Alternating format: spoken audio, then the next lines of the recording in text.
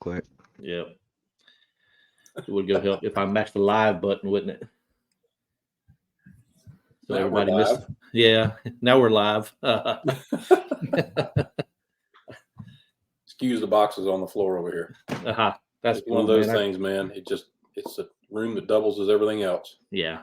Well, over here in this corner, we got all our Christmas gifts stacked up what ain't wrapped yet. So just shove them in the corner. Yeah. So yeah, we'll wait till some people get in here. And so how's deer hunt going for you there, Dewayne? It's going pretty sad, to be honest with you. So I'm down here in South Mississippi, Central Mississippi, and our season starts October 1 and goes all the way till January 30th. We've got a lot of hunting time, and I just basically missed the first month of bow season.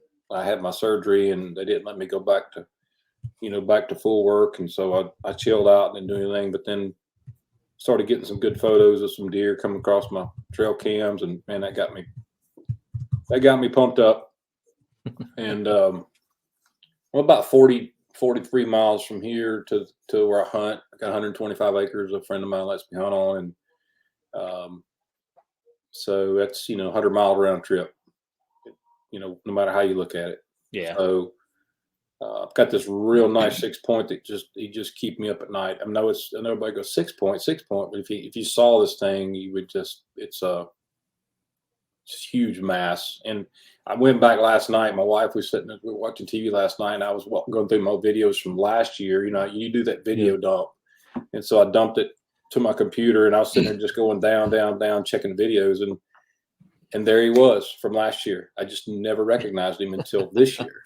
Same little notch in his left ear, the exact same type of rack, 6-point again.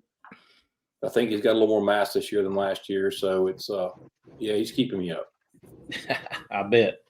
So kind of tell us the backstory of Tourney X and how you got into it and got into the design of it. Well, as everybody's story starts, we all started fishing when we were young. I started when I was probably 3 or 4 years old, 5 years old, can't remember, but I know I have a photo of me in my penny loafers after Sunday school or church or something. I was down by the water in my Sunday clothes, and I can't believe I was doing that. Or Mom let me do that. But anyway, I was catfishing or doing something. But everybody has a story to tell. They do. And my dad bass fished. He fished local clubs, and I tagged along with him, and we just did that stuff. And then, I started my family. I bought my own bass boat, and had it for a couple, 3 or 4 years. And then my son came along, and I said, you know what, I'm going to sell the bass boat. I'm going to raise a kid and raise a family. And so I didn't fish for a long time until he was 15, 16 years old. And then I started getting back into fishing, and this kayak thing was all the craze, So I did not have a boat. I fished out of a John boat, and I started watching these kayak videos, and I was like, man, I got to try that. I said, that looks so cool. So I got in the wilderness. It was just a sight unseen. Bought a Wilderness 135 was my first kayak. Fished with a buddy of mine for about a year and a half, and we started discussing tournaments and how could we have tournaments. And then then we started hearing about SD cards and cameras and taking photos and bringing the key, bringing all stuff in. And I knew there was, in my line of work, I'm kind of a problem solver. That's what I do for my day job, as an electrician, maintenance electrician. And I do web designs and things like that. So, I kind of meshed all that together, right? And me and that buddy of mine, he said, man, if you don't do it, he says, I'm going to do it without you. And so anyway, I ended up just heading down that path and found the domain Tourney X, and it just kind of, for Tournament X, the X was to mean not just fishing, but it could be anything. It could be bowling, it could be hunting, it could be anything. That's what the X was the relative for. It was just for anything, right? Well, we just never got out of fishing. We started fishing and it stuck, and it's like everybody says, time, you just don't have time to branch out, go 10 different directions. If something's working, we just hang with it. And so we built the website first. We ran the website for about a year and a half, and then we started getting, calls and emails about wanting an app. And man, I just would not budge. I did not want an app because I knew it was going to be management time and it was going to be all that stuff,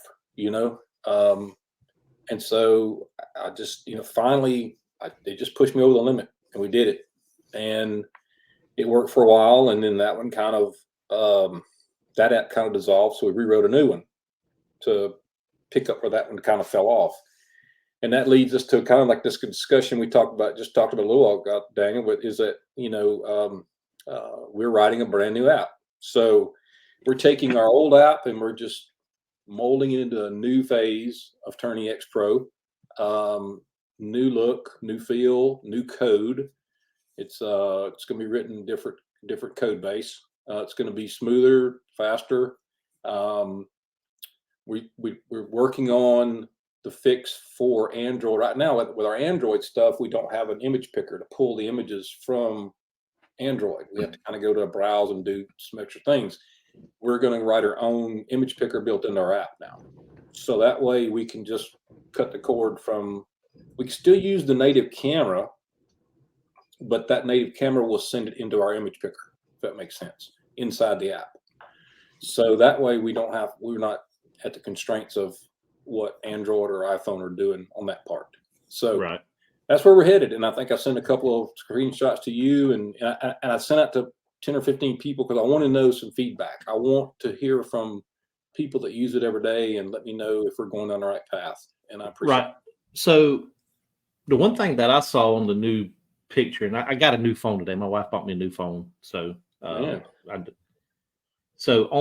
I don't have them pictures anymore because they're on my whole phone. But there was something at the top that you could toggle. What was? You saw that, didn't you? Yeah. So about 3 or 4 months ago, I don't know, it just came to me that we've always had the app was centered around the angler. Our app has always been centered around a tool for the angler, nothing else, right? No judges, no public views, nothing like that. So I started just thinking, how can we integrate the public and the anglers into one app and try to figure out how everybody can use the same app? And so I thought about 2 different paths. Like when you go into the app, you either a fan or you're fishing, right? You're doing one or the other. Yeah. And so there's a toggle switch it's now we haven't written the fan side yet, so just bear with me. I sent it to my programmers and they wrote it in, and I kind of like where it is. I like how it's set up, but we haven't written that part yet. We've got to get the fundamentals put back into our current app, get that up to date, and then that's going to be the next progression. That's where we're headed next. So the idea is when you flip that toggle to fan, you'll be able to follow an angler. You're going to be able to look at leaderboards throughout all of Tourney X through the app now. The public will have to become a member just like the anglers are. Our hope is that people that will come and get our app and they'll go out and follow somebody, they might get the bug. Okay. They might want to convert over and come and fish. And that was the whole fans and fish idea. So that's kind of where we're headed with that, if that makes sense. Yeah. Now, if you follow someone, like just from a fan side, just maybe this isn't even something you've gotten into thought of. So say I follow Daniel. If he's doing a tournament, will it notify me that he's in an event? Like, will I get some sort of like, hey, Daniel's doing an event on Tuesday? Well, that's some of the things I need to talk to some people about and just get some feedback, just like yourself.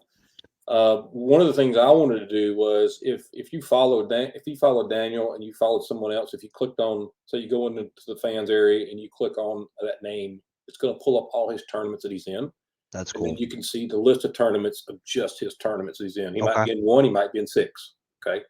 Yep. So then we could do push notifications. We can do that in the app already. Right. So why not integrate that in that says, Daniel's fishing this event. It starts in a couple of days or whatever. Right. I don't know how I don't know.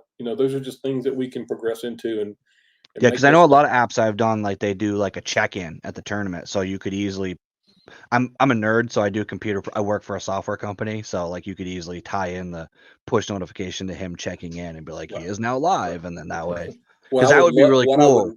What I would love to see is that says Daniel just moved into first place in this tournament because he just submitted an 18-inch bass. Now you could turn that off, but we would have to turn off the notifications of like that leaderboard.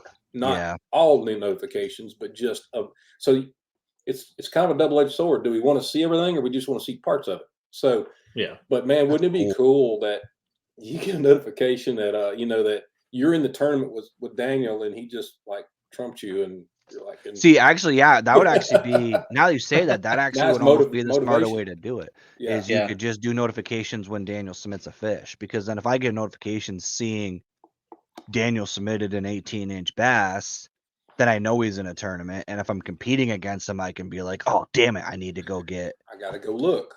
Right? I got to go figure out, where he's at because he may have just pushed ahead of me. Yeah. Right. So that's the integration we'd like to see. That's cool. And I think it's going to be what we do probably in the mid 2024, to late, if not first of 2025. But I think that's where we're headed. Right. Messages, maybe some instant messages, maybe some push messages from Daniel to you, or you back to Daniel, or whatever. Yep. Or if a director sends out a blanket push, then you could respond back to that director.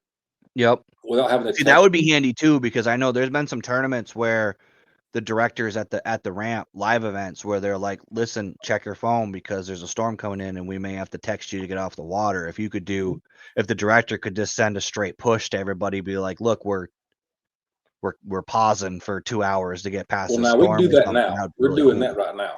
That's cool. So in the dashboard of the director, now, just so you know, to answer this question, it hasn't popped up, but it will. Directors are still going to work from the website. Okay.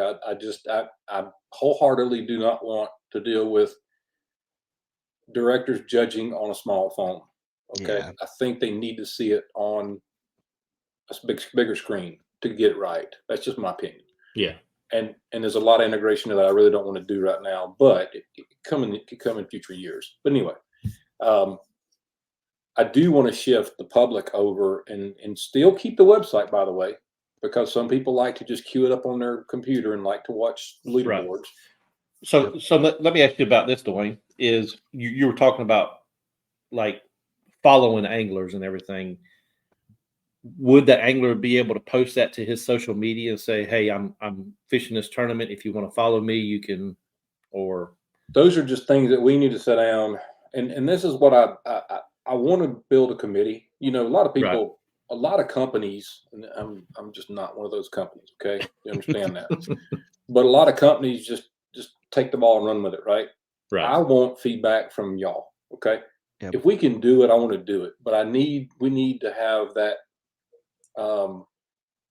We just need to have that common ground of what do you want to see, what do you not want to see, and then let's all just figure it out and lay it out on paper.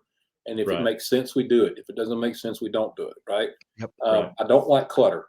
I don't look in here, but I don't like clutter, and that's why I try to keep Tourney X simple. As simple as I can. So.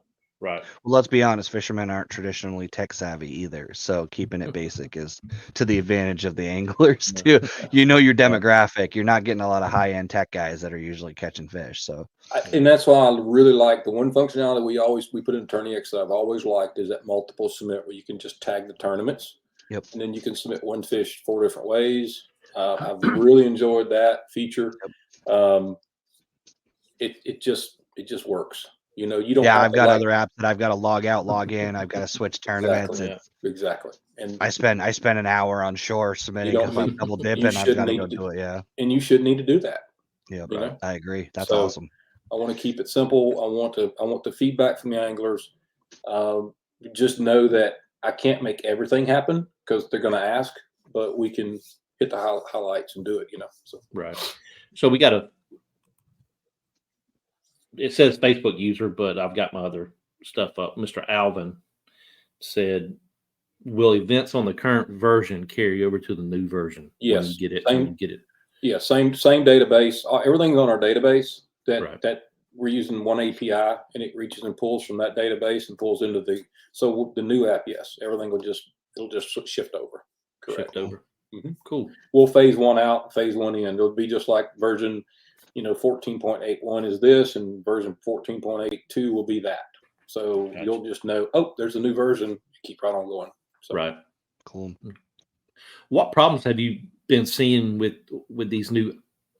I know that I think Josh Steele asked you in a thread one day on Facebook about he was having problems with the iPhone, their new system being updated and pushing out new updates, and it kind of throwed a flicker in there with his photos or something.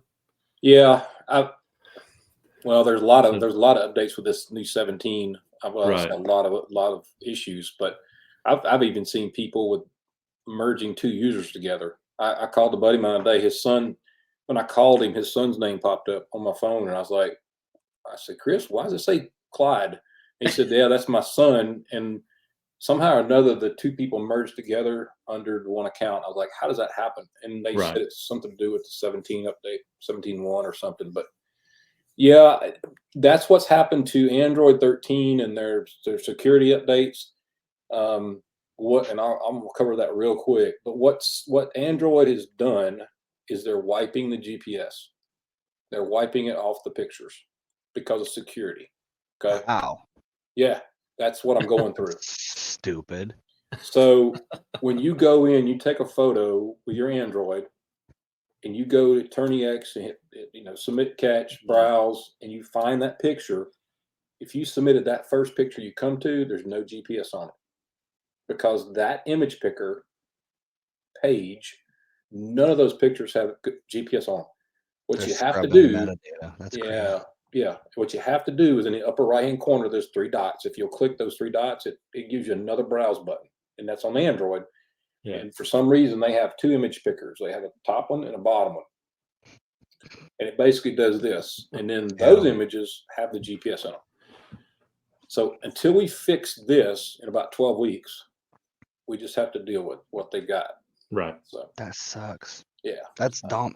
Like, it just happens like I don't want to disparage Android either, but it's like at the same time, it's like I turn that on. Like when I set my camera up, I choose to have my location services on. So like that should have been enough. Like I should have been able to be like, I don't want this on, or I do want this on. Not you're gonna manipulate, because that would really suck, because if I didn't know that, like if I wasn't made aware of that, I know like I've done tournaments where like people have been DQ'd because they don't have the data, and you don't have any control over that if you didn't know.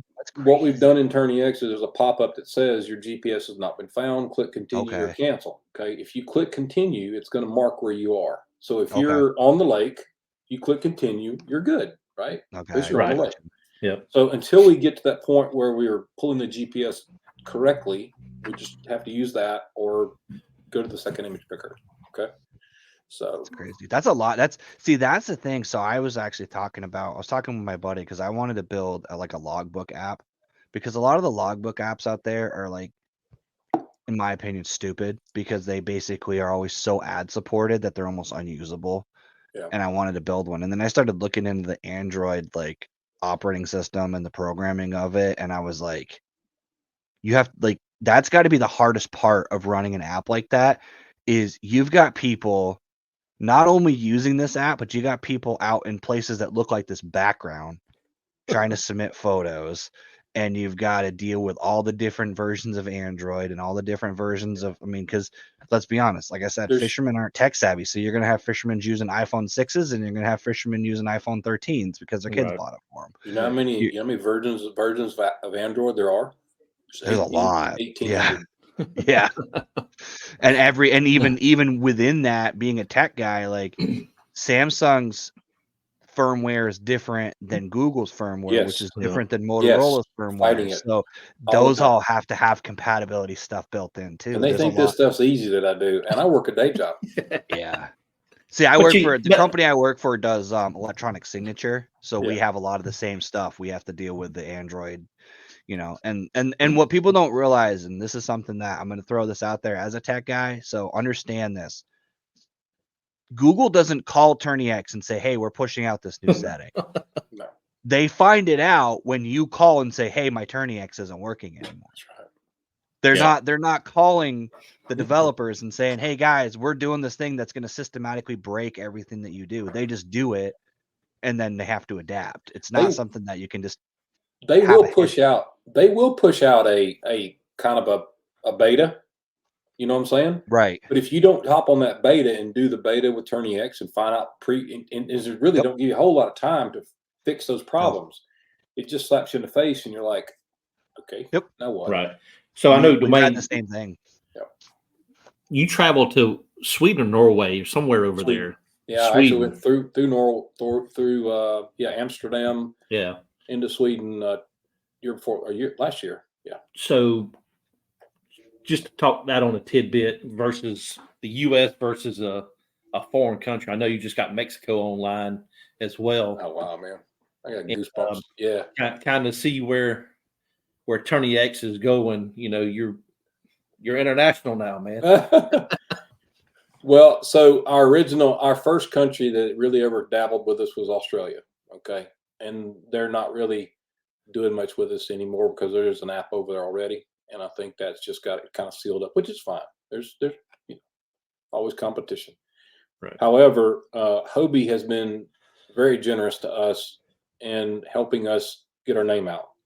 And I want to throw a plug out to Hobie and appreciate all that Hobie, Steve Fields, AJ do for us in helping us. And let me throw a plug out for BSS too, because Bassmasters, if it weren't for those national events, we wouldn't exist. And we appreciate that so much. But the Hobie thing, I got a phone call one day from Steve, and he said, I can't remember what it was all about, but he just said, "Hey man, we would really like to use Tourney X in Sweden for the Hobie Worlds." And I'll tell you what, you couldn't get the smile off my face. I mean, it was like, and I did, I was so just, I don't know, man. It was so exhilarating to hear that and to talk to him about that. And he said, "Yeah, what we want to do is we're going to do 3 days of test events, and then 3 test events for 3 days. And then for 2 days, we're going to have the tournament, or vice versa. I can't remember what it was. Maybe 2 and 3, but, and then he goes, "Would you like to come over to Sweden?" And that's when reality set in. That's cool. And so I went and bought my ticket. Told my wife, I said, "Babe, I'm going to Sweden." So, and I, she just had a knee replacement. And That's she right. wasn't able to bend it very much, so she was really scared to go on a 9 or 10 hour flight and have to deal with that in coach. Yeah. So I traveled over by myself, and it seemed like it took me 36 hours to get there, but just layovers and all that mess. But I'll tell you, beautiful country.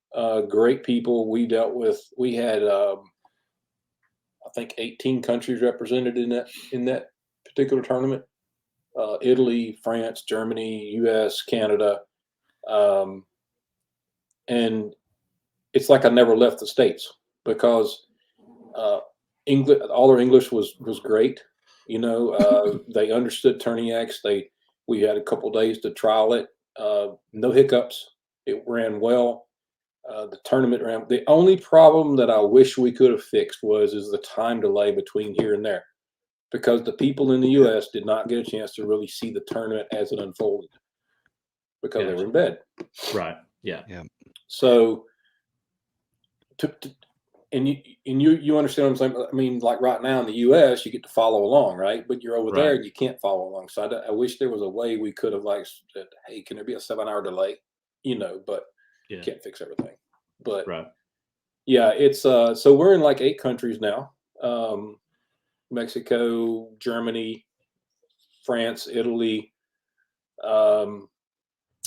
Sweden, Canada, the U.S., Kuwait. We ran one in Kuwait. Had 42 anglers over there fishing. I'm not sure if they're going to run anymore or not. I hope they do. The guy that ran it, he owns his own Hobie dealership there, and I think he's got newborn twins, and I think that's taking a lot of his time, so he's not able to run a tournament. So anyway, hopefully as they get older, he'll swing back around and he uses some more. But just very, very generous people. They're very nice. Everybody is. I mean, I talk to them either via WhatsApp or we talk via Skype or some way. We pick a phone and call, and it's people go, wow, the world is huge, right? Right. Let me say this. The world is not that big. Okay. When you go to Europe and you want to drive from Germany to Sweden, it's only like 6 hours. I'm just saying, it's like when you're in the US and you want to drive from Maine to wherever, it's 17 hours. Okay. That's all the way across Europe. I mean, it's very small over there. And, but to be able to pick a phone up and call somebody over there in Italy or France or Germany and just have conversations, it just, it really, really makes you feel good. Yeah. Even talking about other countries, you get a chance to go over there and see what they fish for. They don't fish for largemouth bass in certain parts of the country. Now in Italy they do. Yeah. Italy and Spain they do have a largemouth. Yes, Italy has the Italy Bass Nation, and Spain as well has largemouth. So and Mexico has largemouth, of course. Right. But yeah, when you get up into that northern part, it's just like here. When you get up to the northern part, then it turns into pike, perch. It's almost like us with walleye and muskie. And so didn't they had a perch in that Sweden tournament, right. Didn't they? Two pike and 3 perch, I think it was. Yeah. Yep. So how did the U.S. end up in that? I never went back to kind of see how the U.S. ended up in that. It's funny that I don't remember who landed where. I really don't. Right. I do know that the person that won it, his name is Stian. And it's so funny how that ended up. I sat at the table with Stian and Felix Frey that night. Stian was on a call-up list. He wasn't even supposed to fish. He was there as a backup person in case somebody fell through. Yeah. And the guy that had the twins I just told you about from Kuwait couldn't make the trip. He filled in for him, and he ended up winning the thing. Oh, wow. Nice. So it's an interesting story how that worked. Yeah. I think that's the funnest thing about like when I do tournaments is I actually personally, I can't look at the score. So until I fill a bag, I don't check my score because it gets in my head and then I spin out. So like I'll catch a fish and if I know the score, I don't have a bag yet, I'll end up trying to chase the bigs before I've even got 5 and it screws me up. But I know like what's cool about it is I have a couple of friends, these guys actually. So every once in a while, I'll get a text message being like, "You're doing good." Like I didn't realize. Like I've literally had friends sit there and score watch and watch the leaderboards, and like, dude, you're having a great day on the water. And I'm like, don't tell me. Why are you watching my random small Massachusetts tournament trail? But it's kind of cool because at the same time, it gives you that like. Far from doing like Bassmasters or Hobies right now. I'm doing a local small trail, but like it gives you that feel like you get that competition that like I'm competing and people are actually watching this. Right. And that's as a content creator, that's partly why I got into tournaments was because to be honest, people like it whether you win, and be honest, I get more views when I suck. So like at the end of the day, people want to see me fail. So either way, I make a video and people watch it. But it's cool, like when you have that. The app made it. You couldn't have done it any other way. Like without a website or an app. Like kayak tournaments, in my opinion, this is a little bit biased, but I have a bass boat too. But I don't like tournaments where they're weighing fish. It's probably going to create all kinds of controversy. But at the end of the day, putting a fish in a live well is less fun. better for the fish. It's not Well, good for the fish. It just isn't. Like Yeah. all these guys talk about all the science, and I've seen all the biologist stuff, but at the end of the day, if I'm holding that fish, I've timed it. Like I've watched my videos back after. It takes me less than 30 seconds from unhooking that fish, getting it on the measuring board, and getting it back in the water. That's got to be better for that fish than sitting in a live well for 6 hours. Yeah, it is, but somebody had posted the other day the mortality rate of CPR versus traditional, and it really wasn't but like 30% difference, I think, or something like that. So you'd think it'd be higher, but I don't know. I don't know if I believe that. But so I got a question for you. So I got two questions. One is, so when you go out, for both of you, when y'all go out and fish a tournament, your strategy is what? Do you A, try to fill your bag as fast as you can fill it with small fish, or do you B, fish for quality fish? Go ahead, Mike. I'll let you answer first. That's a loaded question. So I mean, I'm in there too because I compete. So what it is for me, what I learned, and this is for mentality's sake, is I need to get on any fish early, because once I catch that first fish, I get that, like, the monkey's off your back. I'm stressed the whole time as soon as I hit that ramp, because in my mind, and the thing is too, you have to keep in mind what I've been doing. I just started doing live tournaments last year. Before, I did a lot of like KBFs and like monthly challenge series stuff like that, local stuff. I was driving 3.5 hours to the ramp. So I'm leaving my house at 2:00 in the morning for a 5:30 captain's meeting. So I'm already 4 hours into my day before I launch. So I'm cracking out on energy drinks. I'm drinking Monsters on the way down. I'm already like anxious as it is. So as soon as I catch that first, doesn't matter if it's a 12-incher or an 18-incher. Once I've got that first fish, what I used to do, and that's why I said it was kind of like a double-edged thing, is I used to then check the score. And I used to go, okay, so I got my first fish. Now I'm in the app, going to check the score and see what I need and make the decision there. What I do now is I catch the 5 fish I can get my hands on early.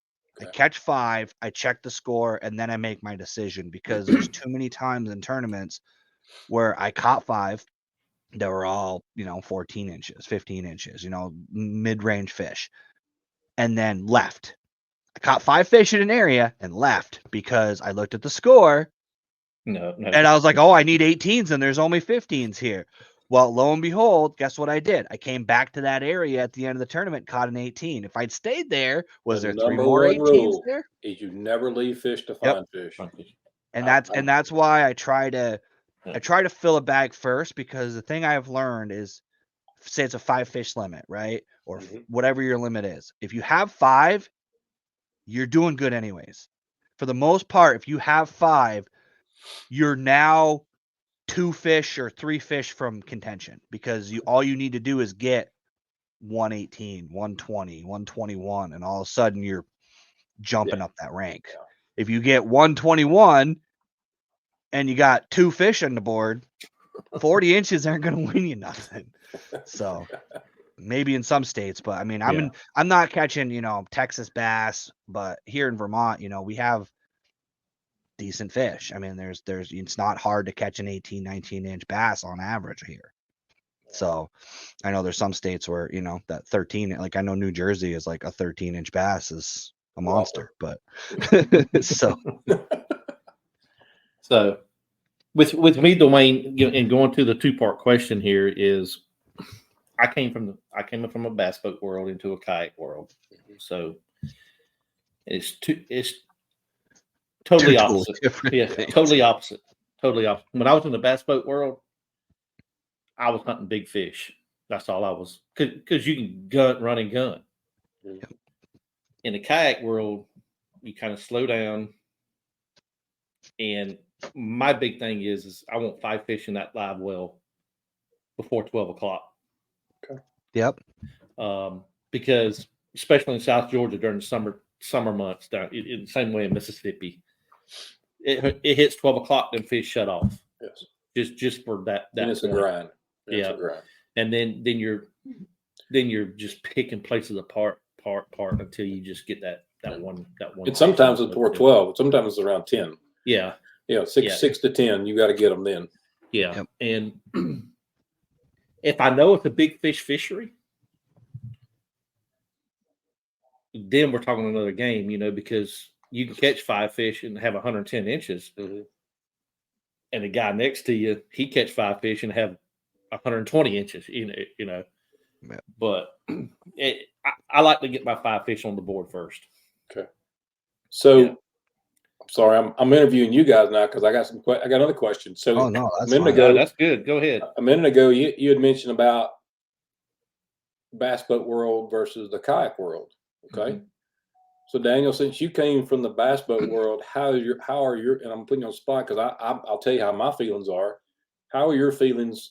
Are they about anglers bringing those fish up on the stage and weighing them like they do now? I mean, how does it bother you? Because honestly, I was raised that way, right? If nobody's ever attended a bass event, a BASS event or an MLF event, it's different, but because they take care of the fish so well in them events, they're very strict on how them fish are taken care of and where they're put at and things like that. But in a general local, I would say a grassroots club in the bass boat world, these guys aren't using the slime stuff for their live wells. They're not. Who says they're not throwing half dead fish back or things like that? But ever since I got into the kayak world, I'm like, okay, this CPR stuff needs to go on up the chain a little bit. How do we do that though?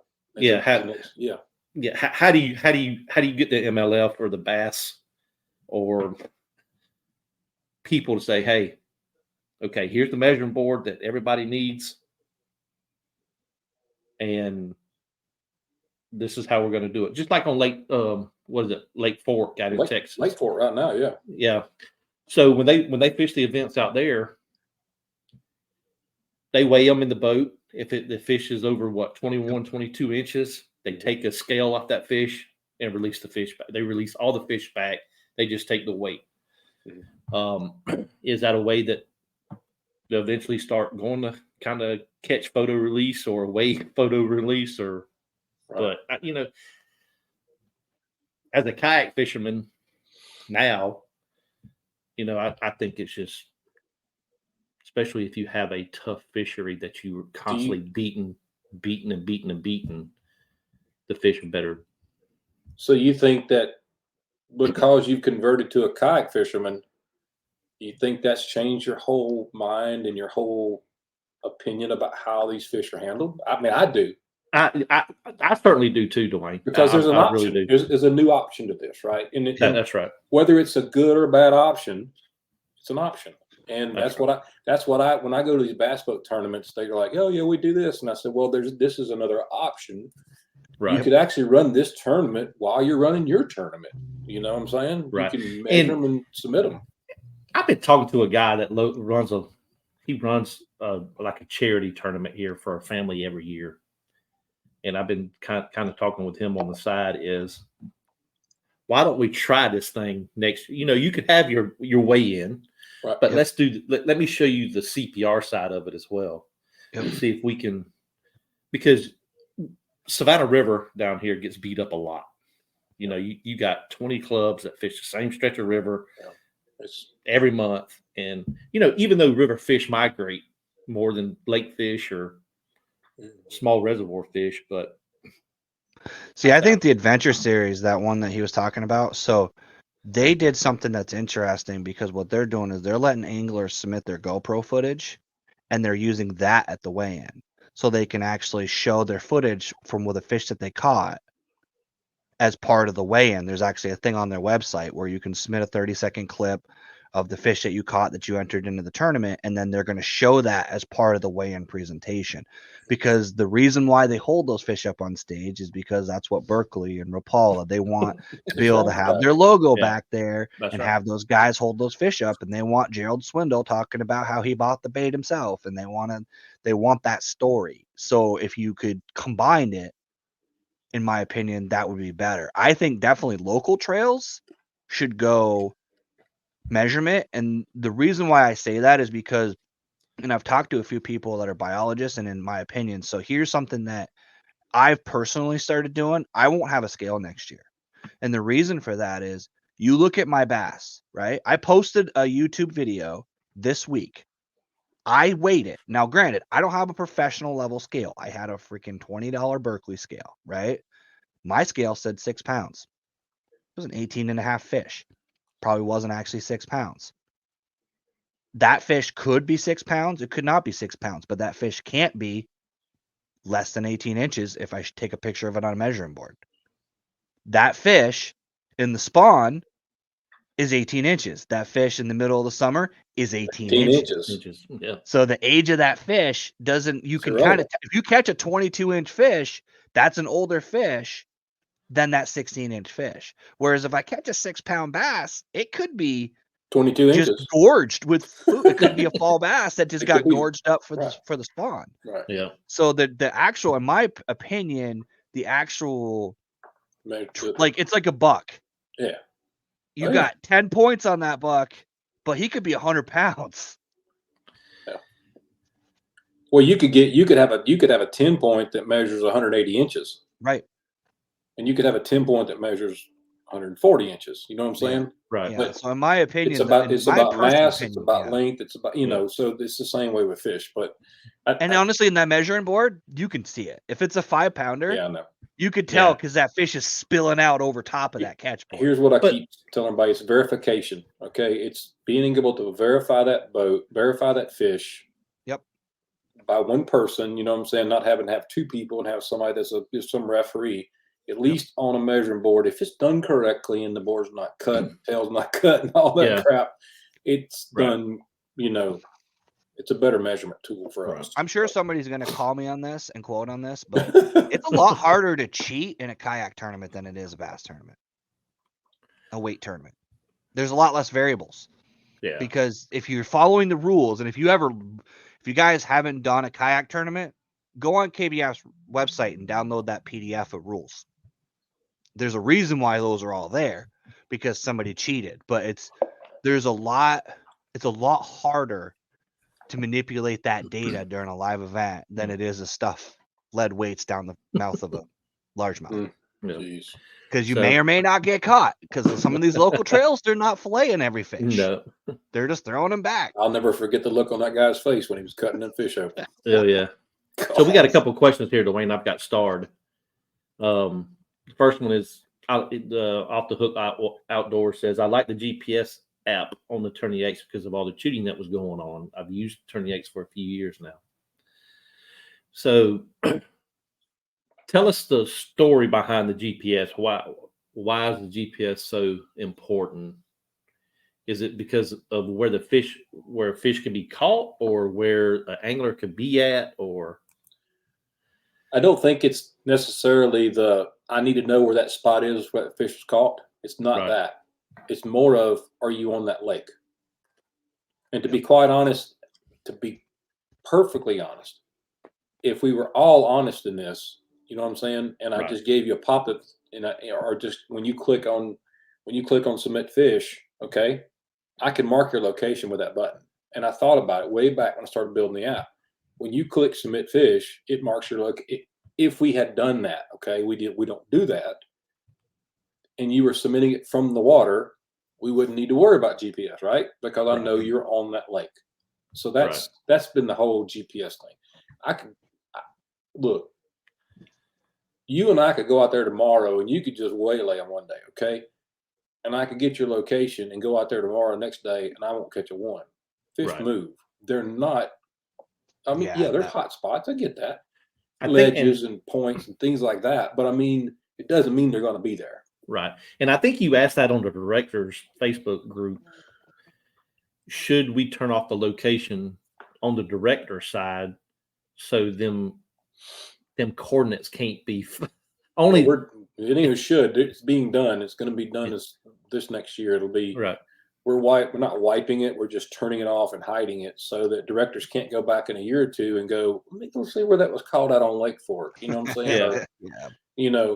I think it's only fair. I do. And blame me for not doing it sooner.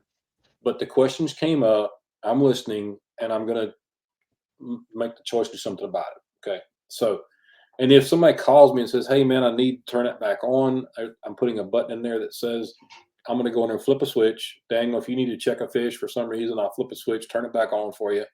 And then you call me and I'll turn it back off. You know what I mean? So, so it's not purging the data. You're just masking. No, I'm not going to purge it. No.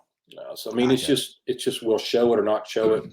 And that just keeps everybody on even playing field, I think. I'm not going to lie. That's one of the things I like the most about the Tourney X site. I will say I've used the Tourney X site for scouting for a lake because I went back and looked at previous tournaments on that lake to see what the average catches were. So I knew, like, because that's one thing when you ask whether I want to get 5 early or not, I've actually done research on Tourney X and go, okay, so for the last 3 years, anytime I find a tournament on this body of water, 80 inches won it, 90 inches won it, 85 inches won it. So then I kind of know where I need to be at. And that's something that a lot of the other tournament apps that I've been part of don't have. They don't have that history. And I kind of like that because, like I said, it made me feel better. I had a tournament that I placed 3rd in. And the reason why part of it is because I had gone on Tourney X. I looked and I said, okay, I know I need 90 inches to win because every tournament that the winner won on was between 85 and 90 inches. So it's kind of cool to be able to see that information. So a couple of things, but that, that could be a double-edged, so it could be a double-edged sword. So if you're fishing a tournament and you go look, let's just say me, you, and Daniel are out there fishing one day, and I go look at that leaderboard, like you said you don't like to do. Right. But I did. And I saw Daniel had 90 inches and you had 48, and I had 0. Yep. And I saw where he's fishing at. Not that I'm looking for him, but if I passed him, you see what I'm saying? Yep. That's you can use that.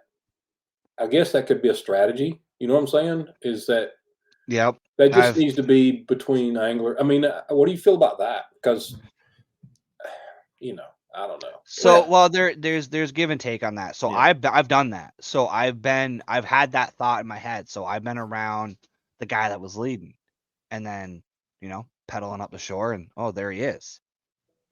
And I've had the thought maybe I should sneak in behind him because clearly he's on something. But I honestly, personally, I just was like, found my own fish. Yeah.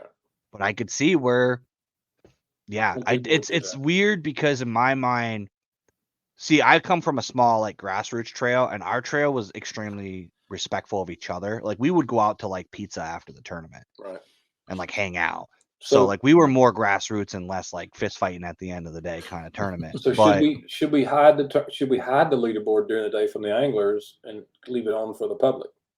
In my opinion, I would say give the director the option to do even a scheduled shut off. Actually, we're doing that.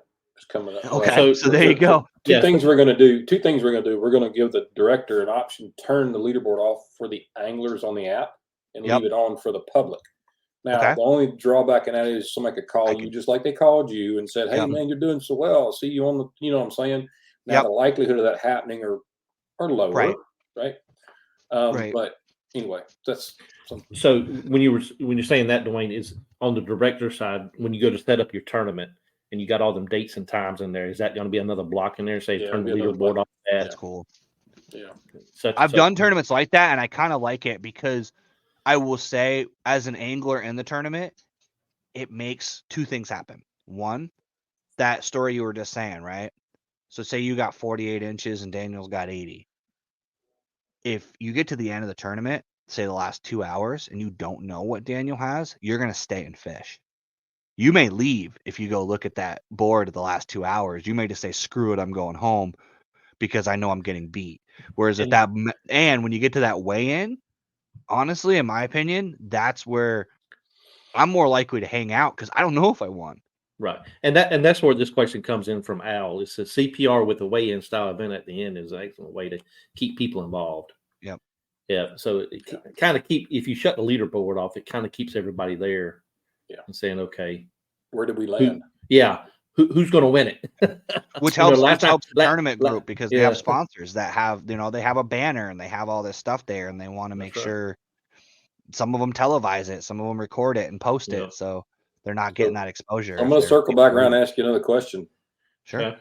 Sorry if I'm doing this, but no, that's awesome. No. This is actually I'm enjoying this because I've always wanted to do something like this where we can discuss things because, hey, you never know what might come out of this down the road. But yeah. Right. So what if we were to see how I put this?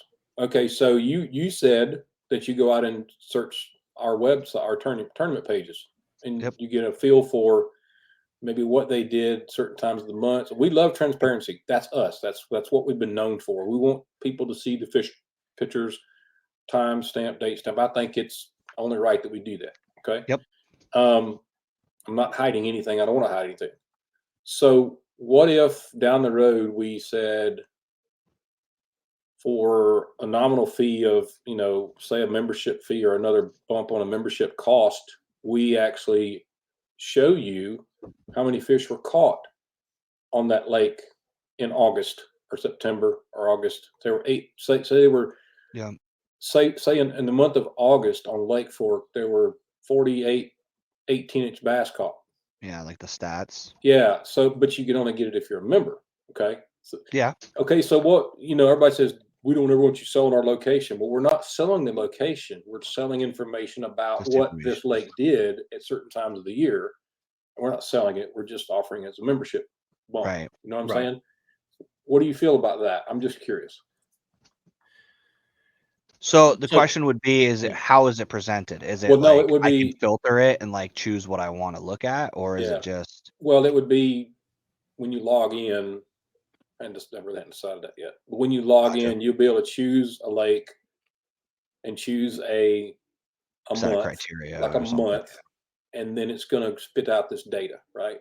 So you're talking about, Dewayne, is say, okay, in the year of 2022, in April on Lake Fork in 2022, that's your filter. Mm-hmm. And then it would pull all the fishes, all the tournaments that were held on Tourney X on Lake Fork during that month of 2022. Not and just mix them. It doesn't.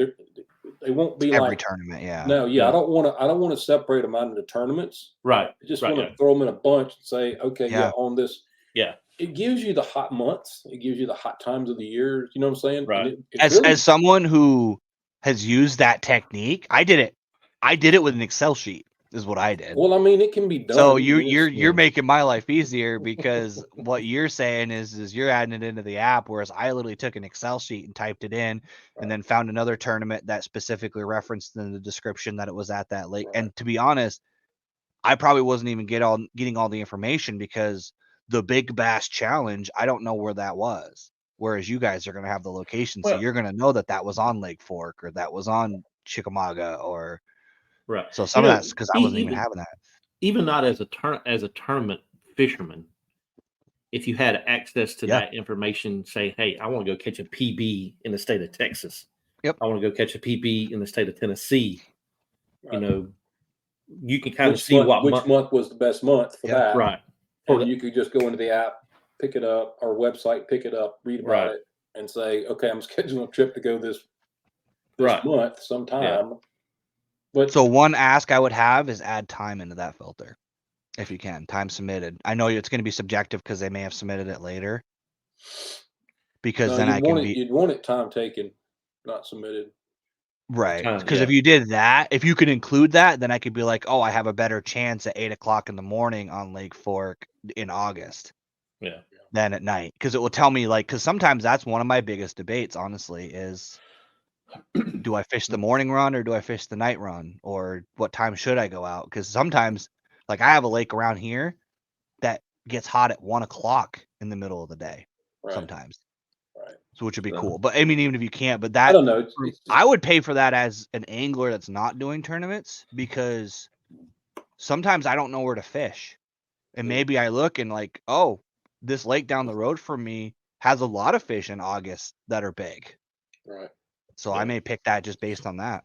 Yeah, I would pay Well, for membership. it's just more of utilizing the data to help the fisheries and help the angler themselves. It also would probably help the director if he could see it, so that he could choose which lakes he wanted to fish at what times of the year.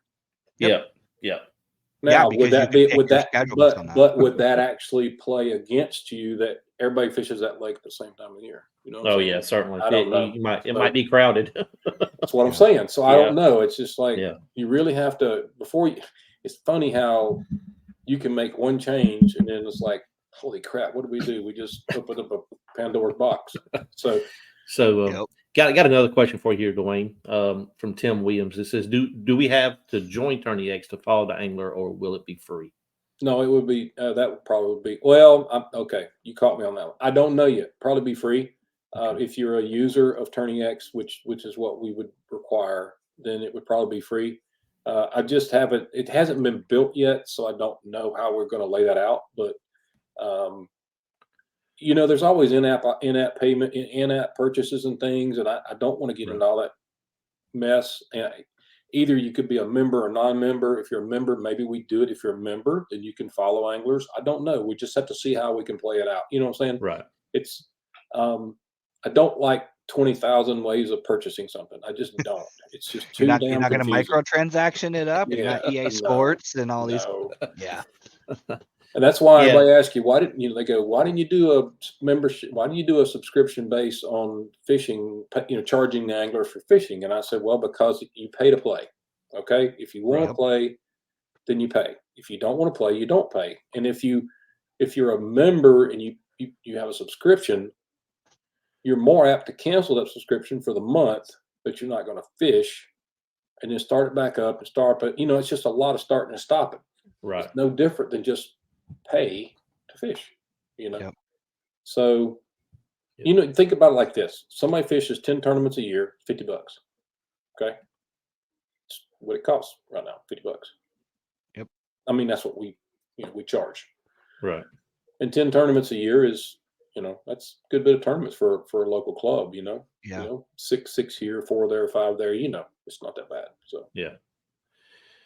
So another question from Tim, it says, what would the membership fee would be? I think you already have one set, don't you, Dewayne? I have right now. Yes, right now it's $30 a year. We will probably be doing a special. We always do a December special for $20 for new members, and I've got to get off my tail because it's almost December 1st. Yeah. Ooh, you got about tomorrow. I got about 4 hours. 4 hours. Oh shit! Sorry. But if I don't get it tomorrow, I'll post it when we do. It'll be on our. If you're a member, Tim, if you want to join Tourney X group, if you're not already a member in Tourney X, come on over. If anybody in here is not a member of Tourney X group, y'all come over to Facebook and join it, and I'll accept you guys and let you in, and we'll probably drop it in there and share it around. But yeah, usually every December I do a December Merry Christmas discount for the whole month. So if you're not a member of Tourney X, you can get in for $20. Where the normal fee is $30 a year. That's a year, not a month. It's a year. So So that's cheap because some tournaments are $6, $7, $10 a tournament. And we do all your stats. So what we do with that is we keep up with all your stats. Then you have an X by your name on the Tourney X leaderboards. If and when we decide to get other stuff and add stuff to it, we'll probably just be allowed. You know what I'm saying? So that's cool. Yep. Yeah, you can kind of put your hero shot on there if you kayak or whatever fish you caught. Yep. It kind of gives you at the bottom. It gives you the 5 largest fish you've caught. 5 largest, your personal best, of each species, and the 5 largest ones, and it keeps track of all your tournaments in a list. Yeah. I mean, you go look at Ron Champions and those, man. It's like, my gosh, he's fished. Or go look at Marty Hughes. Yeah. Look at all the tournaments. He's thousands of tournaments he's fished.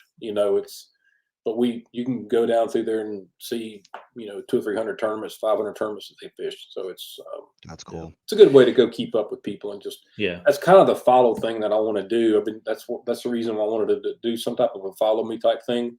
You can go maybe follow me, have an archive button and look at old tournaments, look at new tournaments. You know what I'm saying? And just things like that. Because kayak fishing honestly is becoming.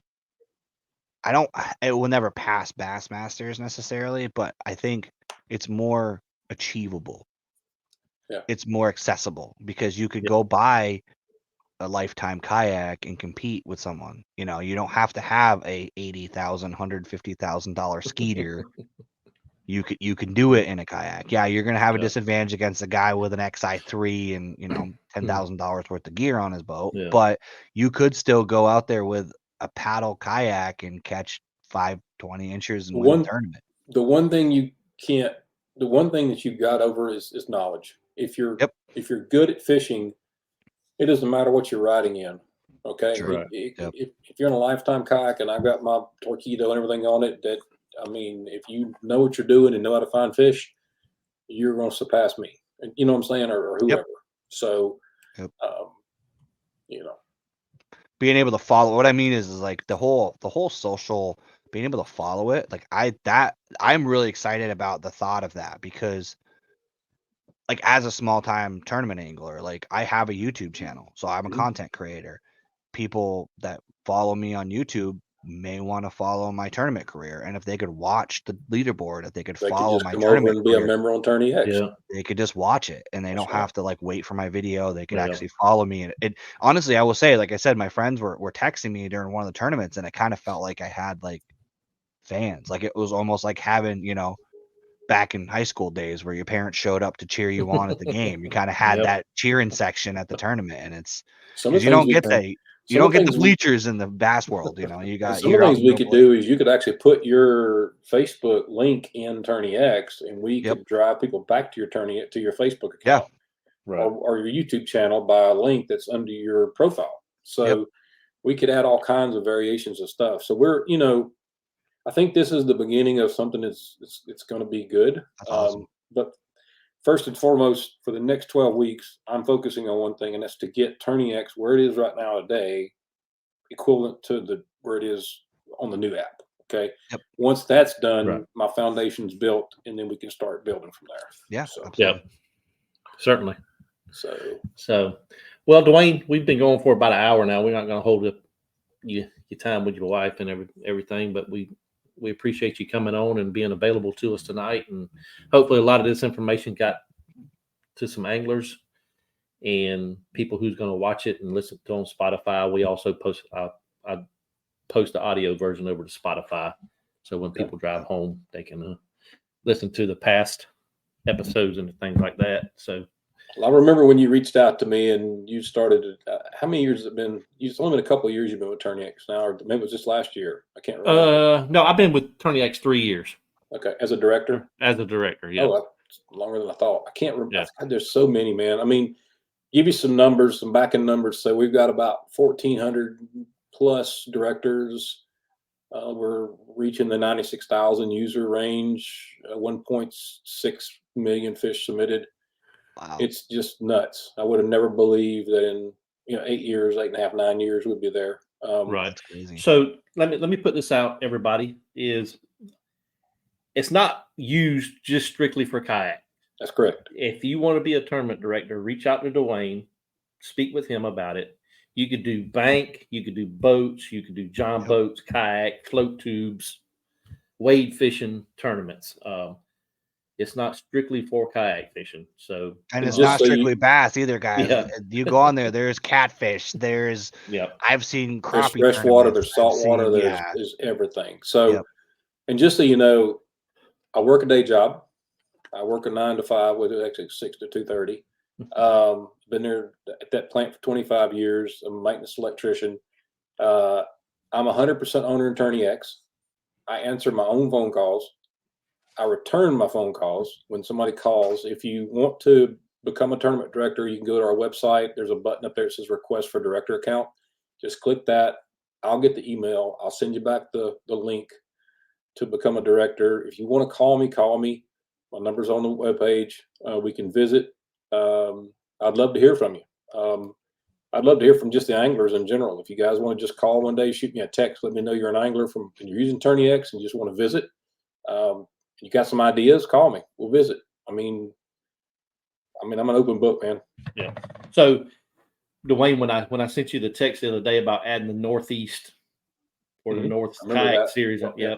So Mike is the one that's been pushing it a little bit for me. Yeah, that's my fault. Because they only fish like 6 months out of the year up there. Yeah. Because of that freaking white stuff they get up there. Yeah, I heard that stuff. Yeah, and So the biggest problem we have up here is like, for example, here in Vermont, we don't have a single trail.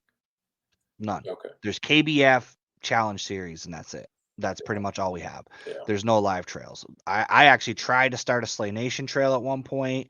That fell through. I ended up fishing in Massachusetts, and one of the things that I wanted to do was I liked the format of like the KBF monthly, but I wanted to, by limiting it to Vermont, it's not getting enough participation. The KBF Challenge Series has 4 participants every month. Yeah.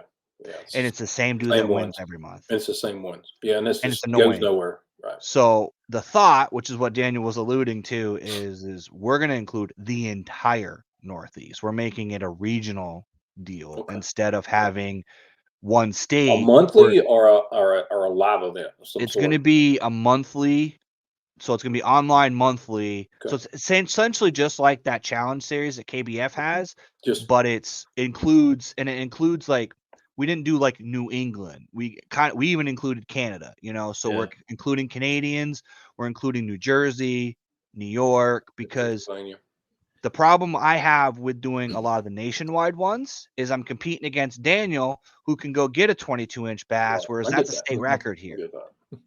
Yeah. The problem is if I'm competing against guys that can fish OHIV, I have no chance of winning. I entered into that knucklehead tournament, and I couldn't do it because I couldn't keep up with these guys that were just busting out 21s and 22s all day. So regionally, by condensing it down, I feel like it makes the playing field more level for the Northeast guys. And like Daniel said, a lot of times, because I messaged him, because I was like, dude, I love the idea of that online monthly. When do you start your tournaments? And he goes, February. And I'm like, dude, I literally asked him, the joke was, can I drag my kayak out on the ice and jig through the hole? Just wait. Does that count? Like, because if I'm going to do a tournament with an AOI, like an Angler of the Year, I'm losing 3 months of that season. So unless I'm literally sitting in a kayak on the water, like frozen water, jigging with my rod. So I got a question. What is the? This is a tough one. How the heck do we break into ice fishing? How do we get? Look, I've already been told that certain lakes will have 600 freaking people on ice at one time. How the hell do we get that to happen on Tourney X? Dude, honestly, I would love to see that, because here's what currently happens, because you guys you're not really familiar with ice fishing. You know how ice fishing tournaments work? They usually work on a lake that has a state park that has a beach. And then there's a dude there with a scale, and you carry your pike across the lake to him.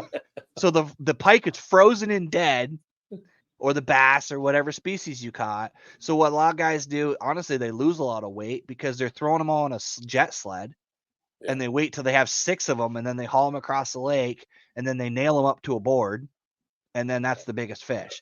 I would love to see, and honestly, I thought about running one. I was actually thinking about doing like an open at some point to kind of introduce the tournament series. I was going to talk. I didn't even talk to Daniel about this yet, but I was talking about like maybe trying to run some. The problem with, in my opinion, the ice fishing tournaments is that, so if you could do measurement, you would have to you'd probably find more guys using like those musky bump boards and the bigger boards for sure, because you're talking, I mean, you get ice fishing tournaments, you can get 40-inch muskies, no problem. So if you catch these muskies, can you put them back in the water where they live? That's my other question. That's the next question. Do these fish I personally think as quickly as I can measure a fish in a kayak, I feel like you could probably get them back in the water. You're more likely to have the fish survive in a length tournament than you would in a weight tournament, 100%. Because you got to think, those fish are coming out of the water. The water's 40 degrees, but then the air temperature, depending on the tournament day, could be -20. So those fish sometimes they're dead right off anyways, and some guys end up keeping them and eating them anyways. But at the end of the day, you're going to have a better chance of getting that fish back in the water if I'm taking that fish out of the hole, slapping him down the measure board, photo, throwing him back down the hole. Well, I mean, people down in Louisiana, when we do redfish tournaments, we don't tell them they can't take them home and eat them. Okay. Right. We don't. Right. So it's No, yeah. it's kind of, it is catch photo release to Release, grease, okay, or however you Yeah. want to look at it. But Yeah. it is a catch photo tournament, right? And we can't tell you whether you can't keep it or not. I'd never say that to anybody, of course. Right. You know, so. But yeah, man, we'd love to have you. I mean, we've run it. We've had several ice fishing tournaments. They just Yep. don't take off, and I know I can't seem to break that egg. You know, figure out what's, you know. I think I'm trying to be honest. I think it's a cost thing for the anglers because the boards do cost money, and they'd have to buy the board and have to bring Well, the they're board out cheap. with them. They You don't can even get have boats, but Oh, no, but they're in yeah. $1,000 They got shanties shack, out though. there, man. They got shanties that are I know, they're- $60,000 out on ice. I know that's the one thing I know when I was trying to start a trail here in Vermont. That was the question they asked is, well, what do I need to start? I'm like, you need a catch board or a certified. Yeah. Because to be honest, for those of you who don't do kayak tournaments or everything, there is boards that you can easily bend and manipulate, Yeah, and there's I get some it, yeah. that have been banned because they're famous for you lean on them right and you can get yourself an extra inch. But Yeah. We have aluminum boards down here. I don't know. We have there's down in Louisiana. They make a Yep. check it stick, they call it, or something like that. It's called check it stick. Yep. And it's, it's 50 inches or 650. It's big, right? And I'm sure it's expensive, but it would work great for big muscular. Yeah. Well, like even Catch makes a folding catch board that's 26 inches. I think it's 22 inches in half, but then it's aluminum, but it has a locking mechanism with a slide. Yeah. That keeps it so you actually can fold it in half. You could use it in your kayak all summer for tournaments. And then in the wintertime, if you wanted to do one of those tournaments with the bigger fish, you fold it out. And now you got like 44 inches worth of. So you could definitely do it. I would love to see an ice fishing tournament with measurement. The problem last year, we didn't get safe enough ice to actually even have any tournaments. They actually canceled. Yeah. Like when I was a kid, there was tournaments every single year. There was one tournament that on Lake Dunmore, which is not near my house. It's like a famous, like it's one of those like local derbies that's happened every year for 30 years, and they canceled it last year because there was still like people were falling through the ice and stuff. But I'd be interested to see if I could try. I mean, I can definitely try to see if I can get some interest. Throw a hand out there, and if somebody wants to do it, I mean, we can definitely do it. But we'll try it out. We'll see. Yeah, that would be cool. The thing I think would be you'd have to have the problem with ice fishing tournaments is they usually have like 7, 8, 10 species.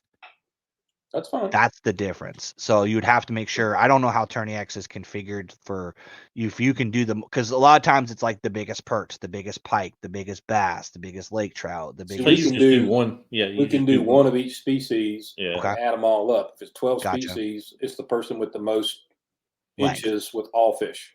Okay. And so we have a culling mechanism that will cull the biggest species. Okay. If you tell it one of each species, then the second fish of any species just gets culled. Gotcha. Yeah. We have that in the mechanics. Okay. Yeah, man. Well, yeah, Mike, that's there's a what a project lot for of you. ice fishing ones. Yeah, that's cool. I'll definitely look into that and see if we can. So Sounds good. But once again, Dewayne, thank you for joining us on the Main Containment Fishing Podcast. Yeah, man. And hopefully you'll get the Tourney X stuff, the new app rolling out. And I'm itching. I'm counting the days because I'm ready.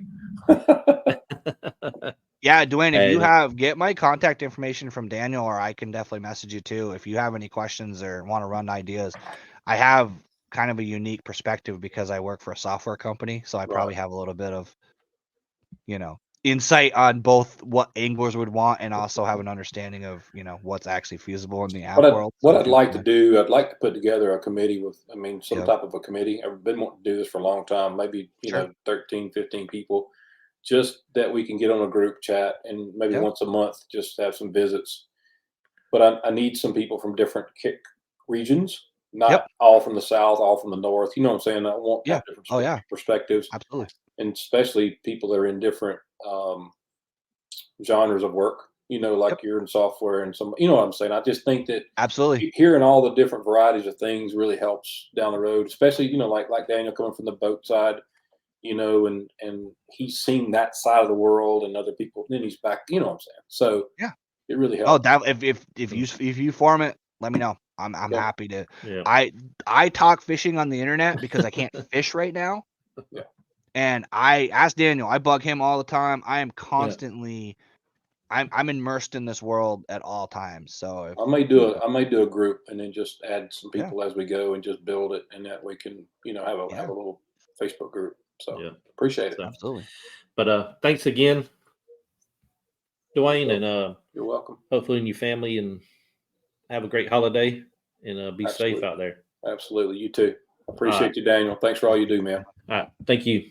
Okay. Bye. Well, there you have it from the man himself, Dewayne Walley from Tourney X. Great guy. He's reached out to me several times asking questions about the director side that I'm doing, and vice versa. I reach out to him a lot. So it's really cool to hear like how there's some people that are like, this is how we're going to do it, and this is how I want to do it. Yeah. He's like, I have some ideas. Like that was the coolest thing about this whole thing was like we were interviewing him. He was interviewing us. Like he would pick our brains to see what anglers want. Like that's awesome. Like he actually really wants to build a community. He's not invested in just making money. He's talking about what's going to work for everybody, which is awesome. Yeah, and he's a like you said, he's not one to want to charge you for this, charge you for that. Kind of he wants a set fee and that's it. Yeah. So, but again, Mike, great podcast. Hopefully everybody learns something from Dewayne. Hopefully we'll have him on once he gets the new app released. And we should definitely once he gets the new stuff, we should have him back and see what made it. It'd be kind of cool to see the comparison between what he was talking about and where it ended up.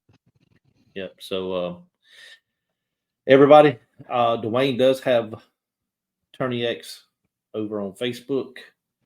I don't know if he has an Instagram, but I think he does. It's under Tourney X. Yeah. I've seen it. Does. So go make sure you like his social media, give him a follow, ask him questions. He'll answer them to the T.